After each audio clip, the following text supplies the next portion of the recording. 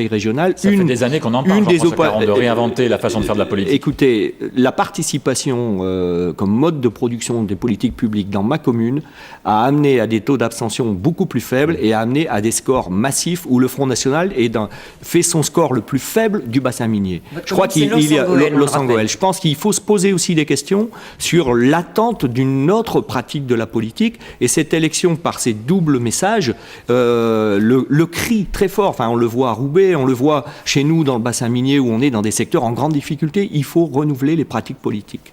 Pierre-Yves. Merci Martin. Premier reportage dans cette soirée. Vous parliez de l'abstention. Eh bien justement, on va l'illustrer en images. Nous allons aller à Roubaix au premier tour. Plus de 71% d'abstention.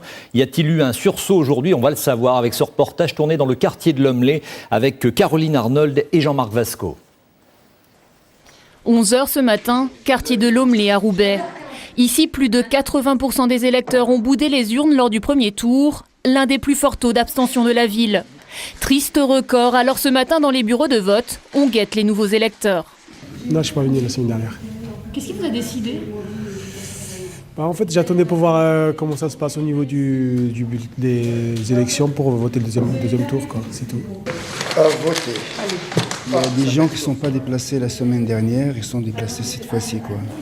Mais pour l'instant, on était à 90 votants, mais on est à 20 personnes en plus, quoi. Un léger sursaut qui se confirme dans les autres bureaux du quartier, mais toujours pas de file d'attente devant les isoloirs. Personne d'ailleurs n'espère vraiment de miracle.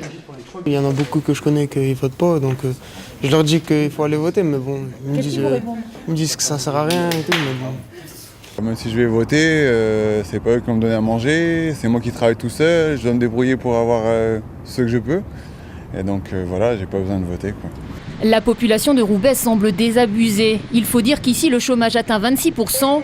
Alors malgré des actions de sensibilisation menées jusqu'au dernier instant, l'abstention atteint ce soir 66%, à peine 6 points de mieux que dimanche dernier. Il y a un travail surtout à faire sur le fond des politiques, c'est-à-dire que pour ces gens-là, on peut leur parler de la région lycée, de la région formation professionnelle, de la région développement économique. Ils sont à ce point assommés par la crise qu'ils sont confrontés à des problèmes, je dirais, de survie, dont le premier d'entre eux est celui de l'accès à l'emploi. Ce soir, au-delà des résultats du vote, la plupart des élus roubaisiens sont sonnés. Certains parlent même d'un désaveu de leur pratique politique. Voilà, c'était important d'entendre ces paroles d'abstentionnistes aussi dans cette soirée électorale. Regardons justement où en était l'abstention et la participation à 17h. C'est le dernier chiffre disponible, donc il sera évidemment un peu plus élevé pour 18h. Dans le Nord, légère amélioration du vote et dans le Pas-de-Calais, amélioration un petit peu plus sensible.